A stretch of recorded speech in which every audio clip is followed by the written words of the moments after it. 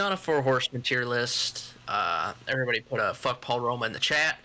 We've done a DX tier list. People seem to like that one. Yeah. So I figure if you do the greatest stable of all time and the second greatest stable of all time, you might as well do the one that copied the second one, right?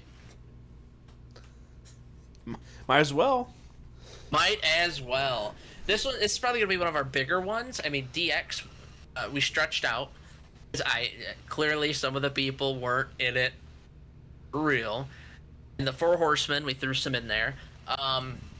Most of these guys, I would probably say 99%, are in the NWO, some form or fashion. Like it's not a lull. There's a couple of celebrities in here. We'll get to them. We'll just go right in order. So they're all nice and neat for us. So first on the list, we have Brian Adams. Now, Brian Adams, of course, was also Demolition Crush. It's been known that he is a very good friend of Randy Savage. I'm assuming that's how he got into NWO. Probably. Later was in Chronic. Went to WWE and had that abysmal match with the Brothers of Destruction. Their careers kind of ended there. He went to Japan for a little bit. There was NWO Japan, which it's a little ironic because NWO copied a storyline from Japan, then Japan themselves did an NWO. And then, like 20 years later, a company in Japan copied NWO again. Yeah. Whoa. What's interesting about NWO Japan is it obviously had Japanese stars, which we'll get onto later. But a lot of the American stars that appeared for it were kind of like the lessers. So you'll kind of notice that trend as we go on. But Brian Adams, besides being muscle at a time when you didn't need muscle because there was like 40 goddamn members, really didn't do much. Really didn't add to the NWO. So I'm gonna give Brian Adams D. All right. Next up, we got Big Bubba Rogers, also known as the Big Boss Man. Big Bubba Rogers was one of the first people, when the NWO started, he kind of called out the locker room and said, join us, be with us. The Nasty Boys who aren't on this list, they actually joined on an episode of Nitro and then were kicked out the following week. Big Bubba Rogers was joined in December of 96, and then James J. Dillon, who was kind of the on-screen figure for WCW, said that if someone had a WCW contract, they couldn't be with the NWO, so he pulled a lot of guys from it. Big Bubba Rogers was one of those guys, and I would say his biggest NWO moment, he wasn't even a part of the NWO. I'm pretty sure it was him. Let me double check this. Being up with the Steiners, and Scott turned on them. Just gotta double check here. It was either Big Bubba Rogers or Lex Luger. Big Bubba Rogers sounds right. He was always the guy. I'm sure people in the comments will correct you. Oh, they will. Oh, it was just a regular tag match. See, that's how memorable Big Bubba Rogers was. Big Bubba Rogers usually teamed with the Steiner brothers, which is where that memory was probably coming from. But I didn't do much either. He was kind of just there. He kind of filled the void. With Big Bubba, he was also joined with some other people. That's when you started noticing it was WWE people joining the NWO. It was kind of a little wink, wink, nudge, nudge thing. He gets a D. Now, this next guy, this next guy, when he was announced to be in the NWO, it was kind of a big thing. Supposedly, he went and talked to Roddy Piper as Roddy Piper's getting ready to fight Hulk Hogan. Roddy Piper cut that infamous promo about whether the street before his house, if it was straight or if it had a curve. It was straight or if it had a curve, and that's when it turned out Eazy-E was the mastermind behind the NWO. You'd think he would have figured out a better way to do it than having Kevin Nash jackknife him off the stage a couple times. Was with the NWO for quite some time. I'm kind of sad that the WWE version of the NWO didn't last for another month or so, because then he could have came back in and been with them. But, maybe it's best that it didn't. I'm gonna give Eazy-E. I'm gonna give him an A tier. He's not an S. I think he was that snively little rat that the NWO needed. You figure it was weird that they were these cowardly heels and they were Hogan, Nash, Hall, Giant. It was kind of weird, right? They were running away from people. So Bischoff added some legitimacy to being a coward. Next on the list, we got Booker T here. Booker T, of course, feuded with the NWO pretty much the entire time in WCW, whether he was Harlem Heat or by himself. He feuded with the NWO. His brother turned, went to the NWO. So what does WWE do? Puts him in the NWO. I always thought this was dumb. Even when I was younger, I thought this was weird because I've talked about having the VHS tapes, right? And Yeah. Booker is always Booker fighting Booker and Sting were like the two always fighting him. So then I'm watching Raw and he gets added and I'm like, that's weird. Stevie Ray was in the NWO, not Booker. But Shawn Michaels literally kicked him out of the group one week, so you know, Booker for the NWO. Gotta put him in the D tier too. Oh man. They didn't do anything in the WWE. Yeah, it wasn't good. For those of you watching at home, remember we're ranking them for their time in the NWO. In the NWO. Yes. Booker, if it wasn't the NWO, some people might disagree. I'd put him at an A, clearly. But at time in the NWO, yeah, it's a D. Next, friend of the show, Hitman Hart, everybody. Hey. So Bret Hart came in, and if you remember, instead of striking while the iron's hot and having him feud with the NWO, they pretty much had him join. Yeah. Almost instantly coming in because why not have him fight the bad guys that are screwing the good guys, right? That'd be crazy. Was brought in the original run of NWO Black and White. He wasn't in it. He was brought in more when they started calling themselves like NWO Hollywood. So it's when Black and White and the Red and Black combined because they realized it was dumb having two NWO groups. And then he eventually, they had the Elite, and then they had the Black and White again. Yeah, the Elite. The NWO Elite, yeah. There's a lot they did. He ended up leading NWO 2000. This was him, Jarrett, Nash, Hall, Steiner. I mean, he did have titles. If the NWO, he was probably their second best leader, I'd say. I think if Goldberg didn't injure Bret, we probably would have had a good little run with him and Jarrett, and then they would eventually fought over power, kind of like Hogan and Nash did. I think Bret Hart's time in the NWO deserves a B. The best ranking we've given him on the show. Yeah. B for Bret. B for Bret. Right, next on our list, we have Marcus Buff Bagwell. Now, he, again, is one of those that joined the NWO because, the locker room was called out. He split up with his American Males counterpart. I think he was one of the few that it actually benefited. It gave him a whole new look, whole new attitude. Granted, he was kind of Scott Steiner's lackey for some time. He was always in the black and white, and as I said, when they split the multiple times, Hollywood and Black and White were the two black and white teams he was with. When the Wolfpack was around, Black and White was kind of seen as the B NWO, which is ironic because it's the original colors. But this was made apparent when Hogan, that NWO Elite happened. Buff was kicked out of the group in March of '99. He really didn't do much besides be Scott Steiner's lackey.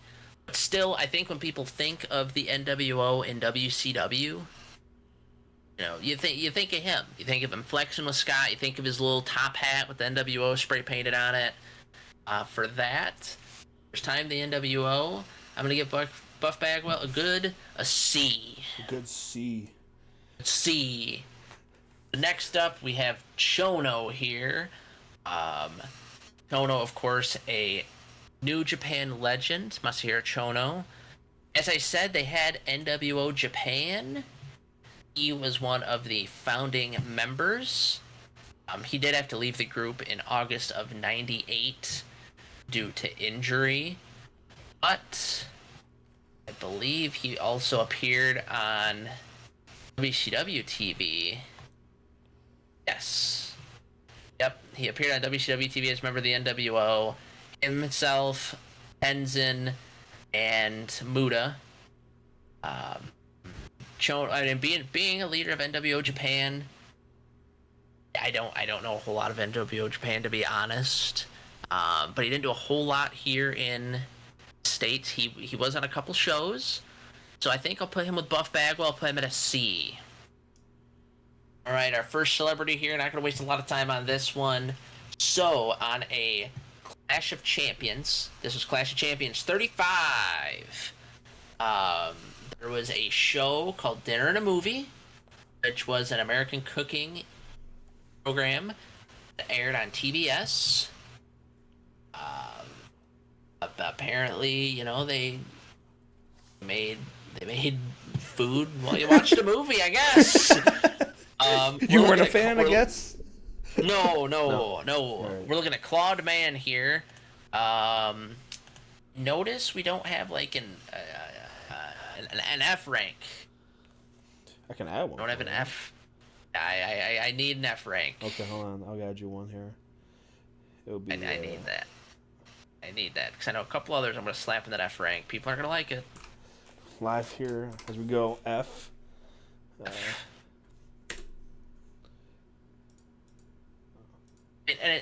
It's not even because. Oh no, you made the D and F. Oh no, we're good. So, and it's not even because he's a celebrity, because clearly we're gonna get to a celebrity that is in high regard for the NWO. It's because this is a one-night thing, and I don't even understand. This shows that it was quote-unquote the cool thing to be in the NWO if a TBS cooking show lead to join it. But next up, we've got good old David Flair. You know, I kind of thought Four Horsemen to your list was going to be the only time that we talked about David Flair. Nope. Is with the NWO for a whole month in '99. He was with that NWO Elite. And for more explaining of the Elite, this was after the Finger Poke of Doom. Like all the main guys got together. To give an example of how poor Black and White was after that, Evie Ray was a leader, and the Giant was a leader. And after that, they had Kurt Henning, Vincent, Scott Norton, Brian Adams, Horace Hogan. It was the B Squad. But David Flair, only there a month. No, David. You also get an F. F for Flair. There we go. Like whenever we do these, because it always looks pretty even. There's never one row that just gets dominated. Speaking of dominating, who's dominating basketball? Dennis Rodman. Dennis Rodman, the latest big StarCast guest. From what I heard, StarCast did okay. We wouldn't know. We wouldn't know. It wasn't in Detroit, even though they teased that it would be for a while. My brother brought up that they also teased it in Australia because we complained about that, and then they put it in Chicago. So, but Dennis Rodman, of course, you know.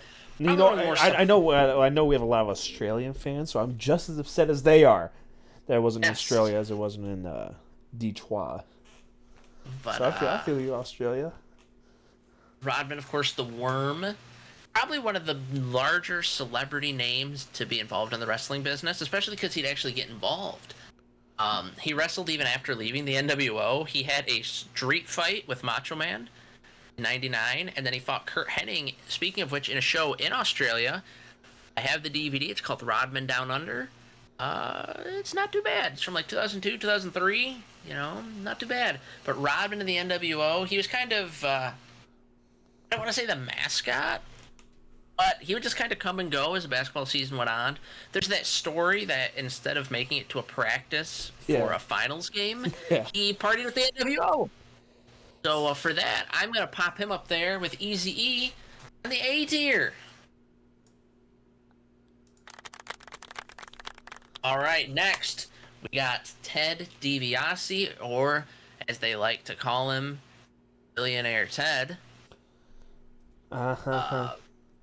Yep, he was supposed to be, the Ted Turner character, funding the money, or funding the group, which still, I still think at first the NWO was supposed to be all WWE guys, and this was supposed to be Ted Turner buying them all.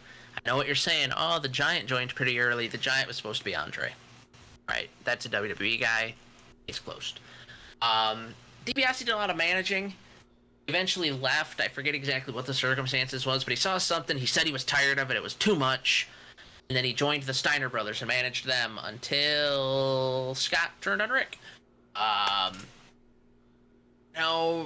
He was an early member. He was a surprise member. Throw him in the C category.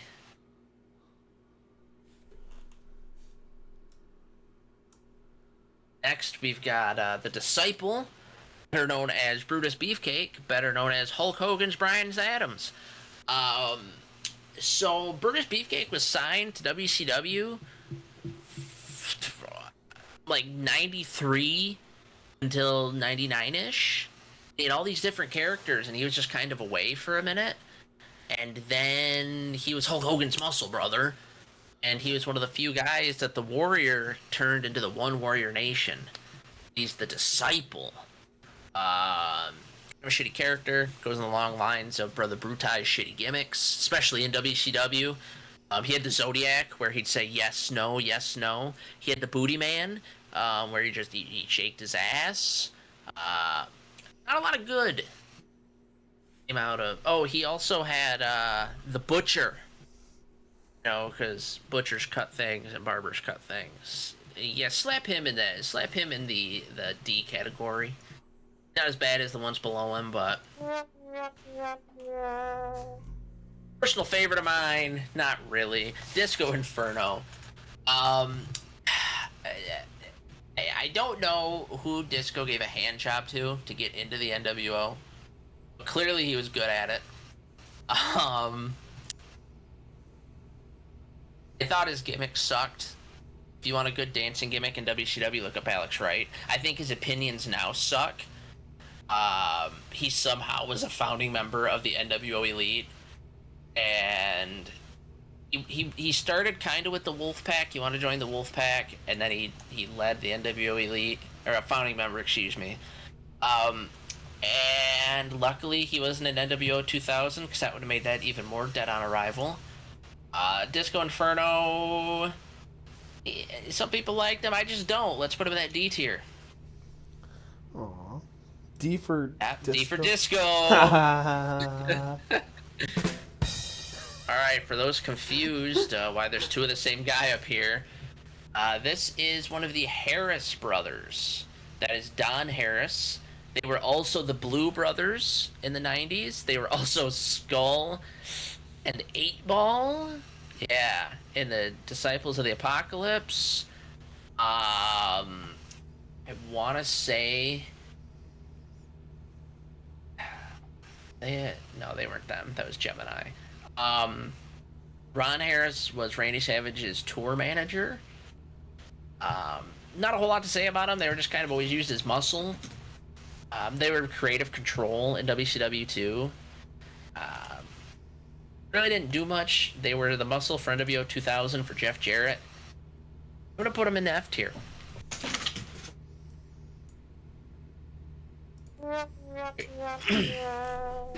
Here we go. Dusty joining the NWO is like a core memory in the back of my head from those tapes. If people have seen when Taz joined the Aces and Eights, and he unbuttoned his shirt and said, "Man, it's hot in here." Dusty almost did the same thing. He was out there. Oh, I want to say it was Larry Zbyszko versus Scott Hall, and Dusty dropped an elbow on Zbyszko, took him out. Schiavone and Heenan were upset because Dusty was a commentator with them. I was upset later on, realizing this meant he really wasn't going to do commentary anymore. He dropped the elbow and then he undid his shirt, and there it was, the NWO colors. He was with Scott Hall for a little bit, and then he kind of faded away until he came back to feud with who else? Ric Flair. That moment alone, I don't think he deserves a D tier. I think a C tier. Maybe a little Dusty bias there. A little Dusty bias. Right. I mean, it was a good moment. It's more of a moment than anyone in the D or F tier ever had. Next, we've got the Giant. So he's got a long history with the NWO. Hogan actually defeated him for the title when they spray painted NWO on it. Giant then joined toward the end of '96, but was kicked out also at the end of '96. If you remember, though, I said he was brought back in for NWO Black and White, a founding member, but then he was kicked out again, so he's kicked out twice. The Giant always did the NWO's dirty work. He also came back, I forgot about that, in the WWE NWO. One of the few choices that made sense, because he had been with them before. Rode the streets with them, you know.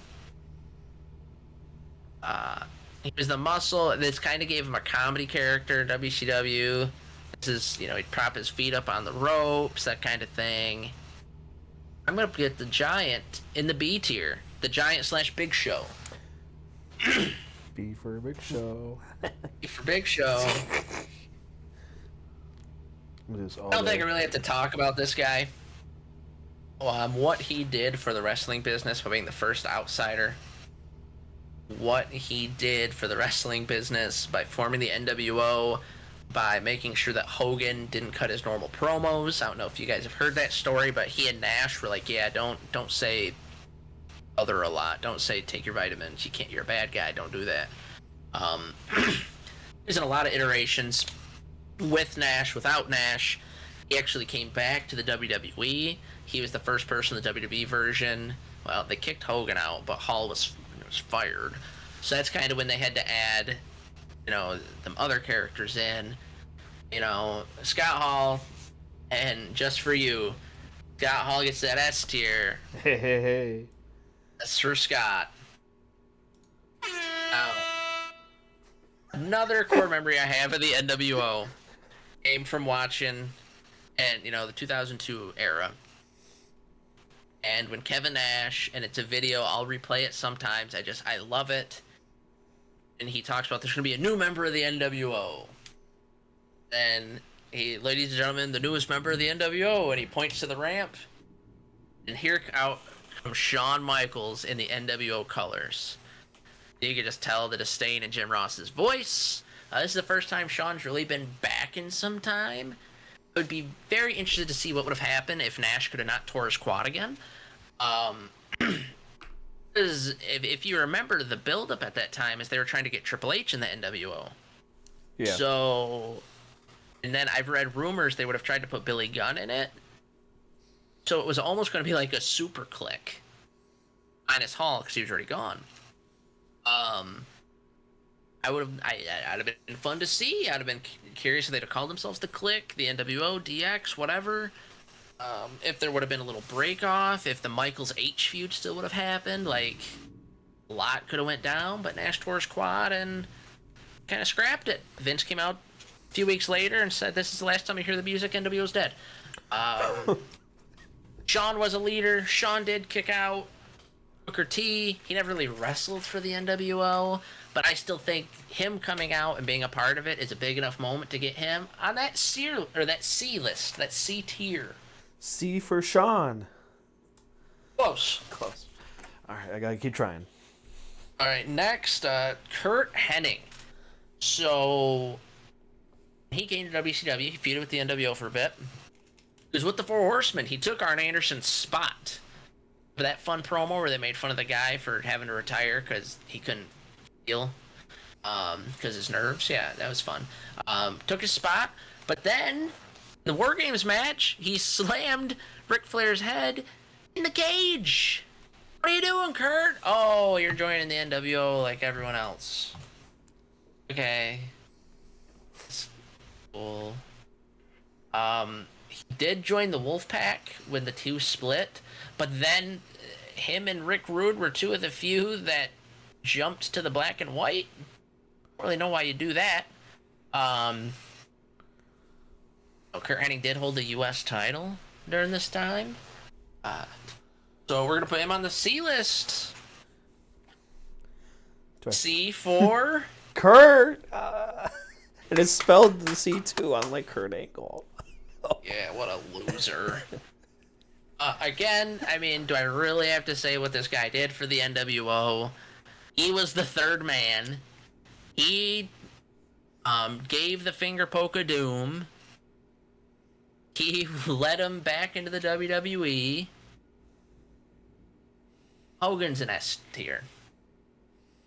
There's no question. You can't have the NWO without Hogan. It wouldn't have been as hot without someone like Hogan dropping that leg, telling the fans to stick it, brother.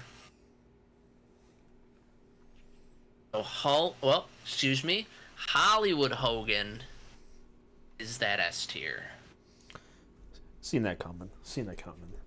Now, if you're bold, you're gonna put him in the F. Now, just because your last name's Hogan doesn't mean you get on the S tier. Horace. Horace Hogan was Hulk Hogan. I'm pretty sure he's his real life nephew. He joined, and then he went to the NWOB team, which was, the black and white team. He really didn't do much. He actually started in Raven's Flock. Fun fact, some people like to forget. He's not as terrible as an F. He really didn't do shit besides be Hulk Hogan's blood. Put him in that D tier. The only thing good about his run is that one podcast. I don't know if you've seen it. The Deadlock podcast, I think they're called. Okay. They had this great bit where Horace Hogan just looks like Stone Cold. Yeah. So just they put this idea of they should have just ran the story of Hulk Hogan's trying to break him into the business, trying to be like him, but he just wants to be Stone Cold. He wrestled in fucking jeans and a knee brace and a gold chain. So I love it. What was the look? Next we have it's his world. It's Double J, Jeff Jarrett. I said this on the Four Horsemen one. Jeff Jarrett, are the only men to be a Four Horsemen member, an NWO member, and a Bullet Club member. Pretty big. And DX shaved his head at SummerSlam, so I mean, he's had moments with everyone. I don't think Jarrett really joined until the NWO 2000s. Became the leader after Bret Hart was hurt. This was Jarrett using his stroke backstage because clearly, I mean, even at that time, you don't group him with Nash, Hall, Hart, even Scott Steiner. All right, I understand Jarrett's done a lot for the business. Our first podcast was about him. Yeah. There was a time when he just thought he was king shit. He wasn't. Still being that leader, trying to get a new version of the NWO off the ground, especially in the dying days of WCW, it's pretty tough. We're gonna put him in that B tier. My world. Right, now we got K-Dog, we got Conan, we got the reason that the Wolfpack... Conan. Hey, have you watched his podcast, Logan? No, I've listened to parts. Oh, okay. But, you should really check out his podcast. He'll give you a shout out if you do. Good friends with Disco. He joined the Wolfpack, and like I said,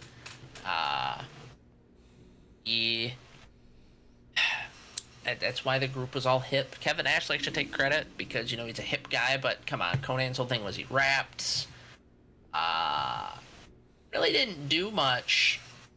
I'm pretty sure he left when Nash and Luger, I think they were the NWO Elite at the time, and they challenged Mysterio, and that's when Nash got the mask off him. Um, you know, Conan gets. Damn, he's in the Wolfpack. So this might be a little crazy. Uh-oh. He's going in the D tier. All right, this is for those that don't know. Richard Petty, probably one of the best NASCAR drivers of all time, had a son, Kyle Petty. Kyle Petty apparently joined the NWO.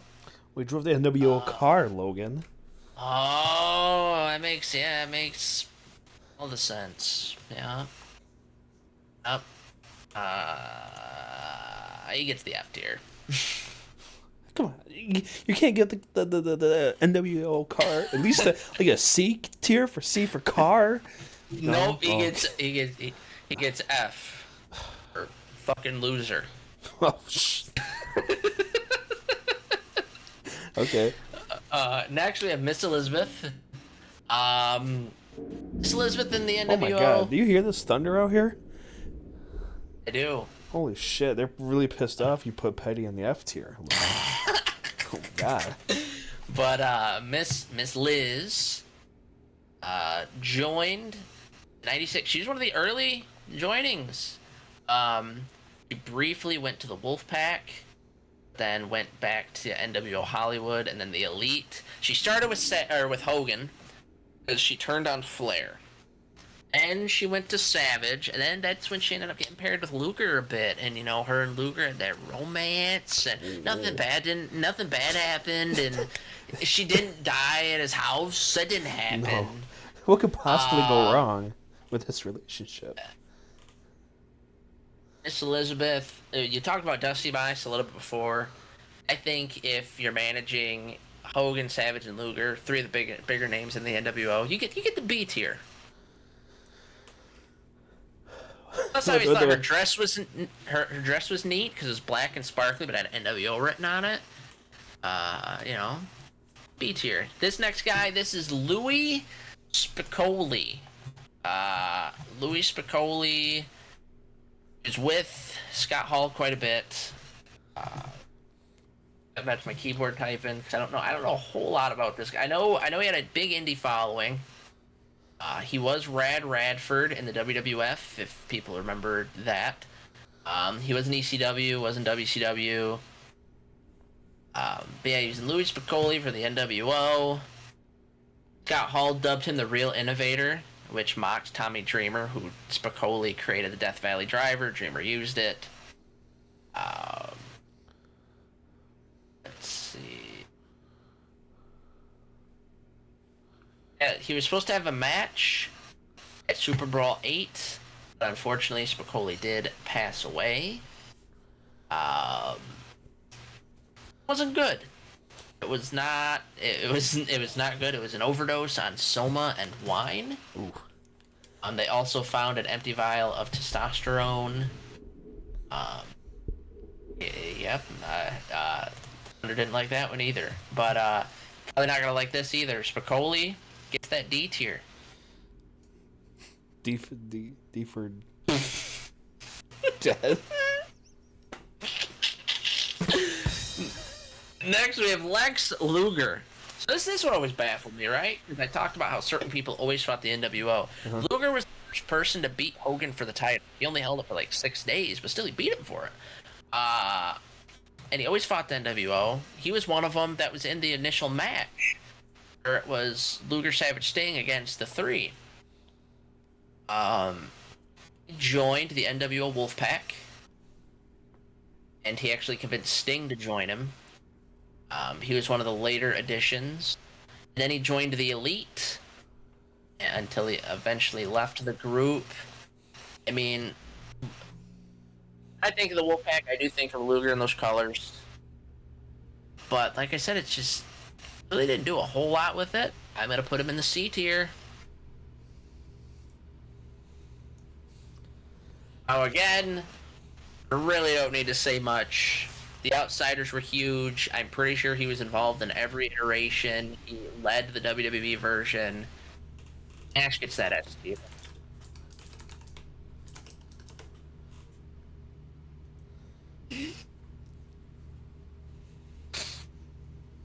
This right here, I think, is one of the most underrated NWO members of all time. Scott Flash Norton was a mainstay in Japan. He was a member of NWO Japan.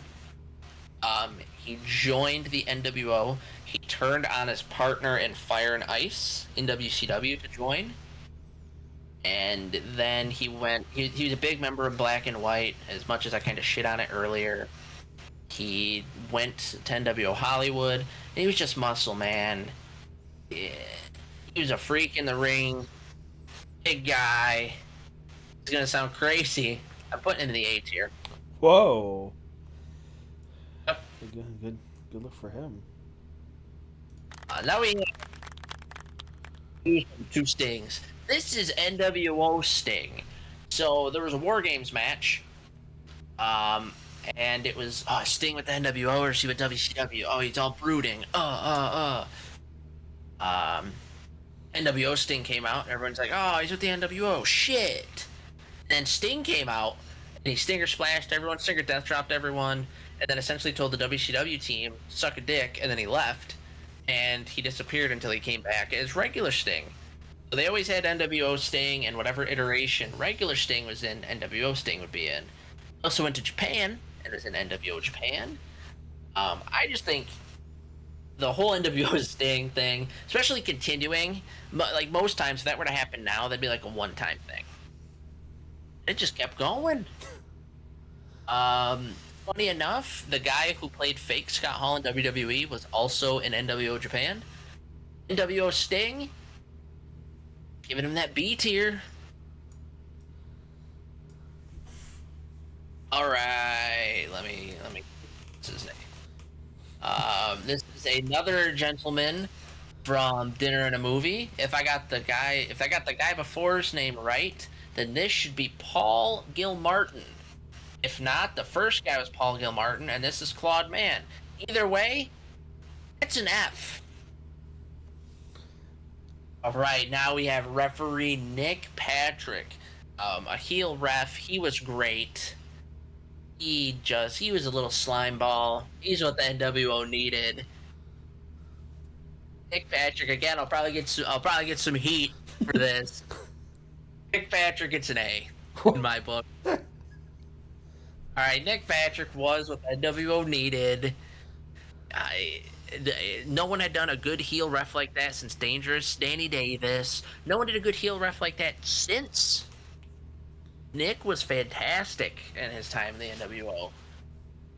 Now we have Ric Flair, and I'm sure people are confused. They're like, what the hell? I thought he feuded with the NWO. He did. He wasn't with the NWO in WCW. He actually joined them in the WWE, which is even crazier because they were brought back to the WWE because Vince lost the company to Ric Flair. There's no reason Ric should have joined. Makes no sense. He didn't add anything. This is big coming from me. Flair gets the F tier for the NWO. Say it.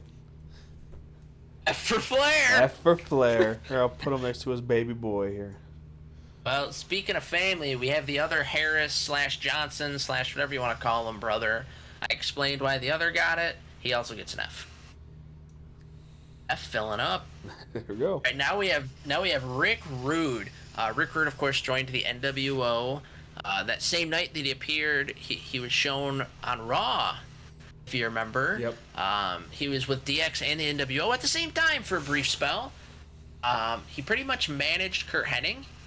I know Rick Rude took out a Lloyd's of London contract on his back, and he wanted Bischoff to like pay it back or pay it off so he could wrestle again. Bischoff wouldn't let it happen.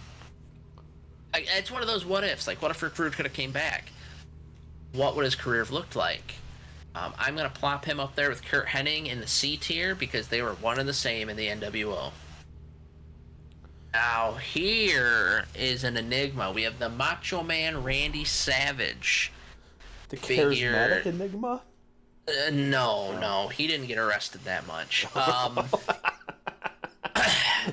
You figure Savage was also in that 6-man match. Yeah. Where the NWO was first formed. Uh-huh. He joined the NWO and came back a couple times. He was one of the original members of the Wolf Pack.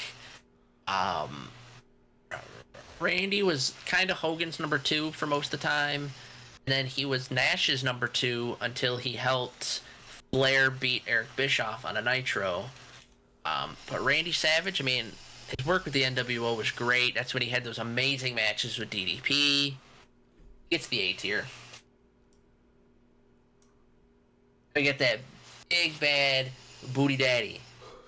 Scott Steiner. I already talked about how he turned on his brother. That was such a pivotal moment. You don't really see turns like that anymore. They were doing their pose where Rick's the dog, Scott's holding him back, and then Scott lifted up and just dropped both hands down on him. And from then on, he's the Scott Steiner that we know. He was pretty much at the forefront of most of it. When I think the NWO, I think Hall, Nash, Hogan. Steiner's always right there. Putting him in the S tier. S for Scott, S for Steiner. I'm gonna give him my air horn. This next guy we had to look up. This is Rick Johnson. He eventually refed in TNA, which clearly means he's a good friend of Jeff Jarrett. They tried to recreate the Nick Patrick magic. Didn't work. Slick Johnson, you're going in the D tier. D tier. He doesn't deserve. Johnson is another word for Dick. And D for Dick. Right, we've got Stevie Ray here. Stevie Ray, of course, turned on his brother, joined the NWO, was always in the black and white. He kind of led it for some time. He had that slapjack he'd bring out. I always thought Stevie Ray was fun. He ended up doing commentary later on. In the NWO, he was always consistent. I'm putting him in the C tier. Now we've got real Sting. And you've heard me say it 1,000 times. He feuded with the NWO. He joined the NWO. Luger talked him into it. They did the whole, is Sting gonna join again? And they gave him a black and white and a red and black t-shirt, and he did the red. And we get this cool face paint that everyone loves, but he didn't do a whole lot with the Wolfpack. Just looked cool. I'm not gonna give him a B tier like NWO Sting. I'll give him a C tier. He's growing. Now we have the 6th member of the original iteration of the NWO, Six-Pac. Of course, he went and he joined his friends Hall and Nash. He later denounced them when he joined back to the WWF and got with DX. Well, I guess he denounced Bischoff because Bischoff said he couldn't cut the mustard. And then he said Nash and Hall would be back with him if they could. That was a lie. Nash and Hall are making a lot of money. Six won the Cruiserweight title with the NWO. You know, he was there. He wasn't as big as Hall and Nash, but he was there. He was certainly an important player. I put him on that A tier. All right, this next guy is Japanese superstar Hiroshi Tenzin.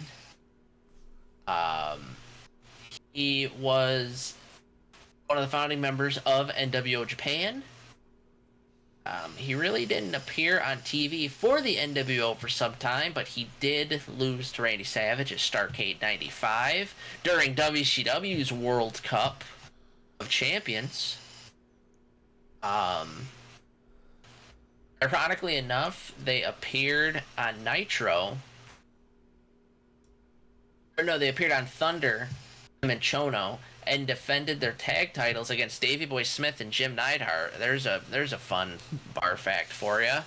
I'm gonna put him in the same spot as Chono. Put him on the C tier. Do a whole lot of American screens, but was a founding member of NWO Japan. Tori Wilson. So Tori Wilson joined NWO because she was dating David Flair on screen, and David Flair's in the NWO. F. Sorry, Bubba Ray. Sorry to get you hot that I just bashed Tori, but next we have Vincent, which I love the name Vincent because he first got Virgil in WWF because that was making fun of Dusty Rhodes' real name, Virgil Runnels. So how do you get back at him? Call him Vincent. Make fun of Vince McMahon. He did for the NWO what he did for Ted DiBiase, and he just ate a lot of shit. Funny enough, his favorite gimmick of his was after the NWO when he joined the West Texas Rednecks as Curly Bill. That's not a joke. That's not a rib. He was really a part of it. Look it up. Hilarious. Vincent gets the D tier.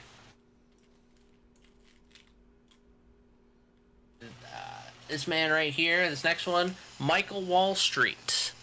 That was WWE's way of trying to call Mike Rotundo a fancy IRS name. He actually was called VK, was it VKM Wall Street? VK Wall Street? Trying to be like Vincent Kennedy Wall Street, ha ha ha. He was one of those, like I said, he tried joining. James J. Dillon renounced his membership because he had a WCW contract. He was over in NWO Japan for a little bit. Wall Street gets the D tier. Now, this one I always get confused why Barry Windham was counted as an NWO member. I mean, he was associated with NWO Hollywood for a little bit, while forming a team with Curt Henning. I guess he was brought back in by Bischoff in '98. They feuded with the Horsemen, because that's when Bischoff hated the Horsemen. End of a former Horseman versus current Horseman. I'd have loved to see a real version of that. I don't know who else you'd bring in, because Paul Roma sucks. You could have done Jarrett. You could have done Jarrett, Henning, Windham. Bring back Tully Blanchard, all I care. I don't know. It could have been done. It could have been well. But they chose not to. And then later on, he joined the West Texas Rednecks. Barry Windham. Sorry, buddy. You get the D tier. And now, the Great Muta. One of my favorites. He repped that NWO. Of course, NWO Japan. Don't really think he did a whole lot on WCW screens with the NWO. The biggest thing he really did at WCW screens in his later years was win tag team championships with Vampiro, which was a part of the Dark Carnival group, which was with ICP. He, like I said, he was a founding member of NWO Japan. He had a really cool look. Not going to be biased toward him, though. I'll put him with the other NWO Japan members and give them a C tier. Whoa. Here we go. All of the NWO members. Like I said, there's a couple missing. Nasty Boys, but they were only there for like a week. I'm sure there's some other celebrities that joined. Technically, Rick Steiner was brought in by Scott during the NWO Elite time. There's some valets being left off. That's fine. But, I mean, S tier, I've got the original three and Scotty. A, we have Bischoff, Rodman, Scott Norton, Nick Patrick, Macho Man, and Six. B, Bret Hart, Giant / Big Show, Jeff Jarrett, Elizabeth, and NWO Sting. Alright, now for C tier. Bagwell, Chono, DiBiase, Dusty Rhodes, Shawn Michaels, Curt Henning, Lex Luger, Rick Rude, Stevie Ray, regular Sting, Ensign, and the Great Muta. D tier, Bryan Adams, Big Bubba Rogers, Booker T, The Disciple, Disco Inferno, Horace Hogan, Conan, Louis Spicoli, Slick, Vincent, Michael Wall Street, and Barry Windham. And for that F tier, those two dinner and a movie turds, Tori Wilson, David Flair, Ric Flair, whatever you want to call those two, the Harris brothers, the Johnsons, the Blues, whatever, and Kyle Petty. It's pretty even. I mean, C and D have a lot of people. I try not to put people in F unless they're complete and utter trash for the group, which, what are you gonna do? I think if all these groups had to face off with each other, although S has a lot of the muscle, C has some heavy hitters. I mean, you got Dusty, Shawn, Luger, regular Sting. But then B, I mean, you got Bret Hart, Big Show, and Jarrett. It could be a little deep in itself. Yeah. A few surprises here. Obviously, Flair being an F tier. You know, you're a big Flair guy. I am. Your profile pictures on social media is you and Flair, I'm pretty sure. On Twitter, yes. Yeah. But, your wife gets kicked to the side when it comes to Flair. So yeah, but in the NWO, it just wasn't good. And WWE NWO had so much it could have done. I agree with Cultaholic. They said that they should have kept Nash, Pac, and Big Show, and they brought in new members to kind of give new blood. I mean, there was a lot of people signed from WCW, or a lot of people that were in WWE developmental that could have been brought in. Mm-hmm. But, you know, just like all good stables, WWE/WCW just knows they know how to let it die. Out of all the historic acts and all the historic things they bring back, no one ever really tried the Horsemen. No one ever really tried NWO. And I mean, I guess they did DX, but it was different because Shawn found God. Was there any other surprises for you besides Mr. Flair? Well, obviously probably Steiner being an S tier. His run in WCW, once he turned into the Big Papa Pump character, so much of that is aligned with the NWO. He's got to be up there. I'm sure some people would flip him in 6, but 6 wasn't that good. All right. He's good enough for an A tier at least. Yeah, he got good enough for an A tier. He's not great for an S tier. But here the NWO tier list, I think if any team's going to beat him, it's going to be you and I of the DWO when we were in the Detroit World Order at SummerSlam. But because we can take a couple steps, unlike most of these people. Yeah, and we're alive. And we're alive. So that helps us out. As I mentioned earlier, we did a Horseman tier list before. Again, put some fuck Paul Roma down in the chat. We did a DX tier list. I'm sure most people know how that'll go. I think my S tiers, I always have the original members, and then there's always like one surprise. Yeah. The Horsemen, I remember it was the originals. And for DX, it was Hornswoggle, I'm pretty sure. No. I'd say the Horsemen, I might have put... I put Benoit. I put him up there for the Horsemen, because I tried not to... Well, the only way to find out is to go and watch.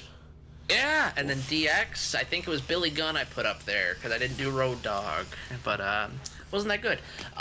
But is there any other team stables you want us to do?